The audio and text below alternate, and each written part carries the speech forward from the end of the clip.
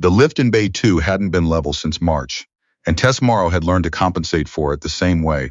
She'd learned to compensate for most things in her life quietly without making a fuss about it. She was 23 years old. The shop on Rito Industrial Road had been her uncle's before it was hers, and before that it had been nobody's, just a concrete shell with a busted roll-up door that her Uncle Boyd had found on a Tuesday and signed a lease for by Thursday. That was how he did things, fast, certain, without a lot of second-guessing.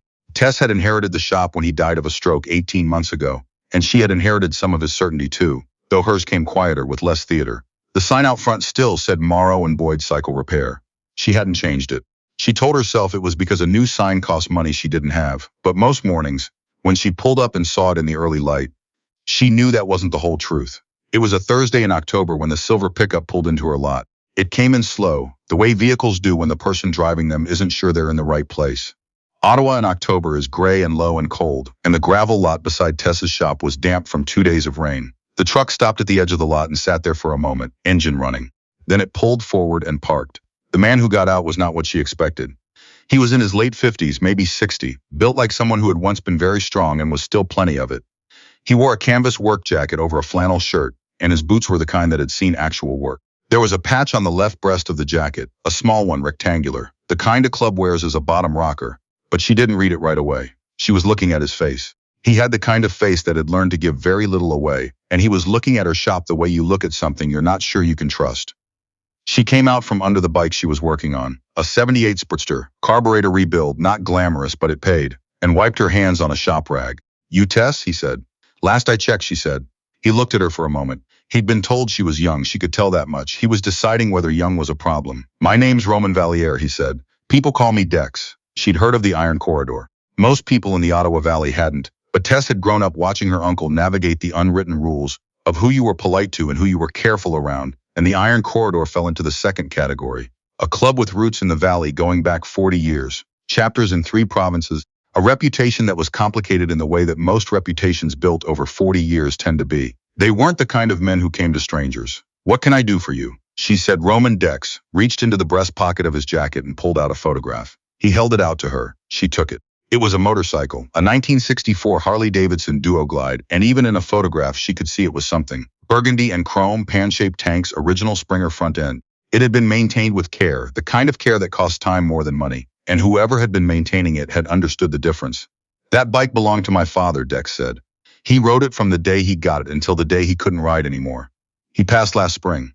"I'm sorry," Tess said. She meant it. "The bike's been sitting since the funeral. I wanted to get it running for a memorial ride we're doing in November 22nd. That's the date he started riding 41 years ago." He paused. "I took it to 3 shops before yours. 2 of them said they couldn't work on something that old. 1 of them said he could, and I'm pretty sure he was lying."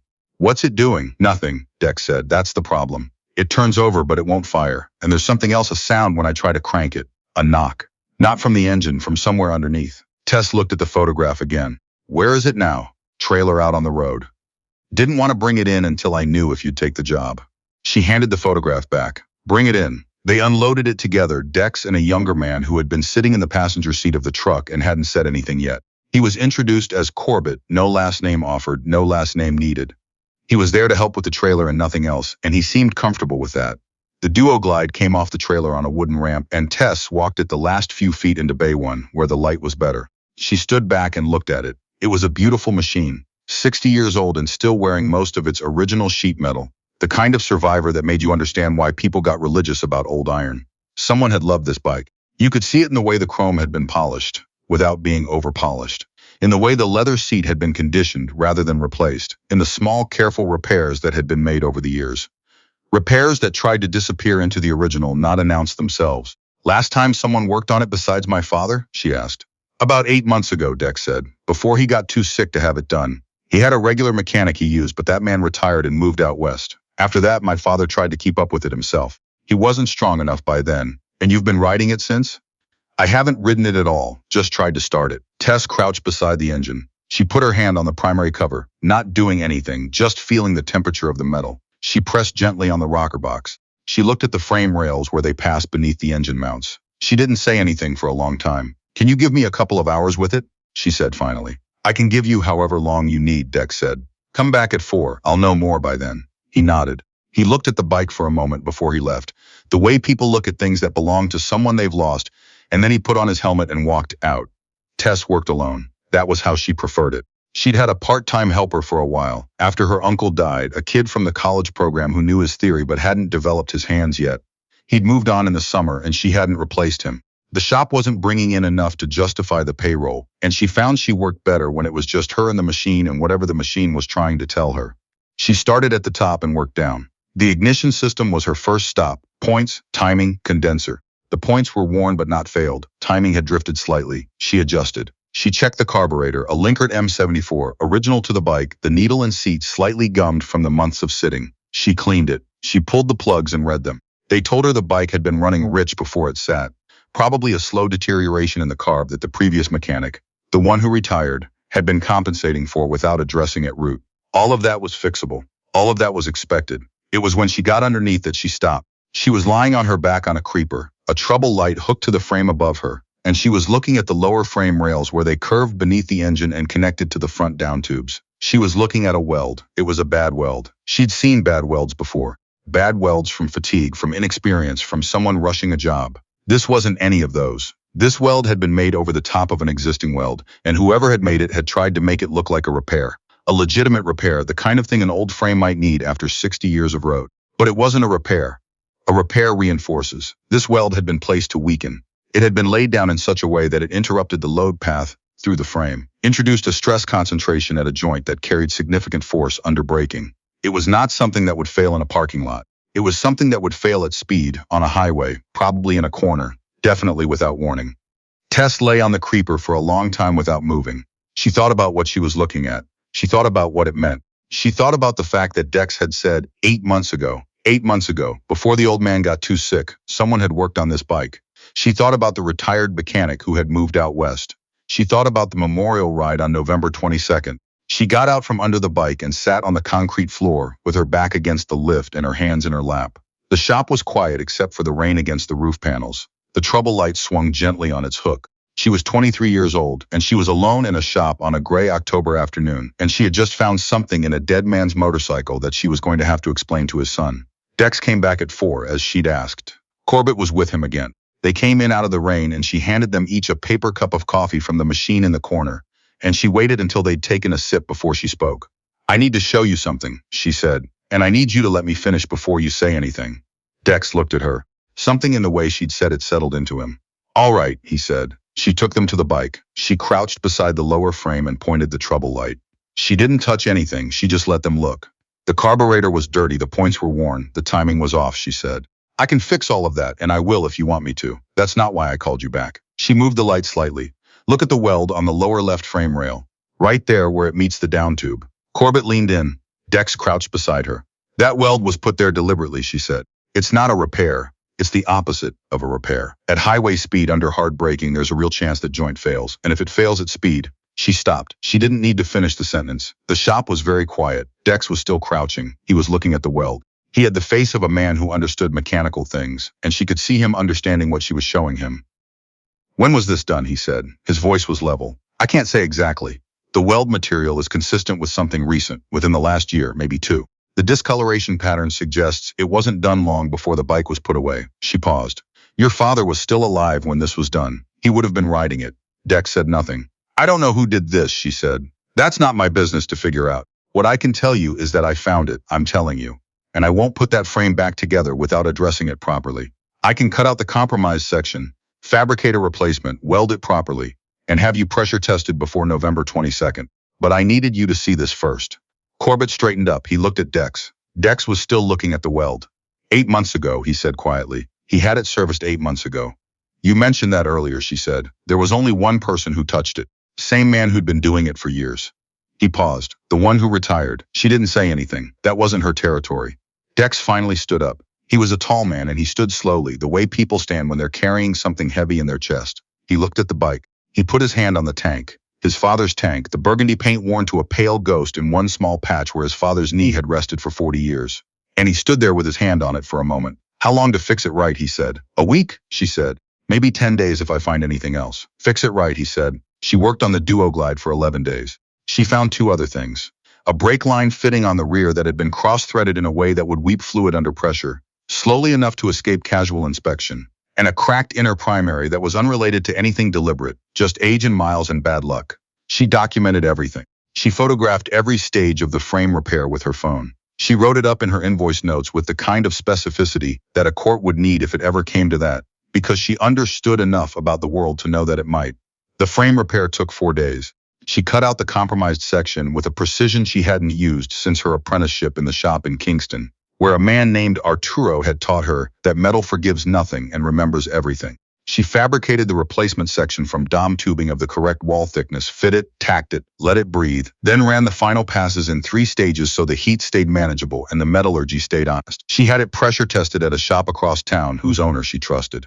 It passed. The brake line she replaced entirely, not just the fitting but the whole rear line, because she didn't want a future mechanic 10 years from now finding the cross-threaded fitting and thinking it was an accident. The primary cover she sourced from a collector in Barrie who had a parts bike, and it cost her more than she'd budgeted because the right part is the right part and there is no substitute.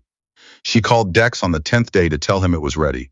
He said he'd be there the next morning. He came with 8 people. Tess was in Bay 1 when they pulled in, and she heard them before she saw them. The sound of motorcycles in her lot, more than one, more than a few. She walked to the bay door and looked out. 8 bikes, 8 riders. They parked in a loose cluster and they got off their bikes and they stood there on the lot in the November cold, not doing anything, not saying anything, just standing. Dex came through the bay door alone. He was wearing his cut, the full iron corridor vest, not just the patch she'd seen on his jacket before. She read the bottom rocker properly this time. Chapter Sergeant at Arms. He'd been the club's enforcer before he was whatever he was now, and she could see that in the way he carried himself, the weight of it that had become just posture. He walked to the Duo Glide and looked at it for a moment. The bike was finished. She'd cleaned the chrome, not polished it. There's a difference. And she respected that difference, and tuned the engine until it idled with the patient, slightly uneven heartbeat that a 60-year-old Harley is supposed to have, the beat that sounds like something alive. The frame repair was invisible from the outside. You'd only know it was there if you'd done it. Start it, he said. She pressed the choke, retarded the ignition 2 clicks, stood on the kicker with her full weight and brought it down in a smooth arc. The Duo Glide started on the first kick. The engine settled into that heartbeat, loping, unhurried, a little raspy on the low notes, and she stepped back and let it run.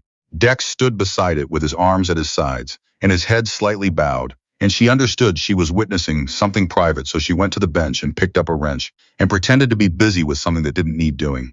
He let it idle for maybe 3 minutes. Then he reached down and switched it off. The shop went quiet. The rain had stopped sometime in the night, and the morning was still and gray and cold. "What do I owe you?" he said. She had the invoice ready. She handed it to him. It was fair. Materials at cost, labor at her standard rate, the parts sourced at what she'd paid for them. She hadn't charged for the documentation, hadn't charged for the pressure testing out of pocket, hadn't added anything for the weight of what she'd found and carried for 11 days. He looked at the invoice for a moment. He folded it carefully and put it in his jacket. "We found him," he said. She didn't ask who. She understood that he wasn't asking her to. "He's been dealt with," Dex said. Not explained, not described, just stated.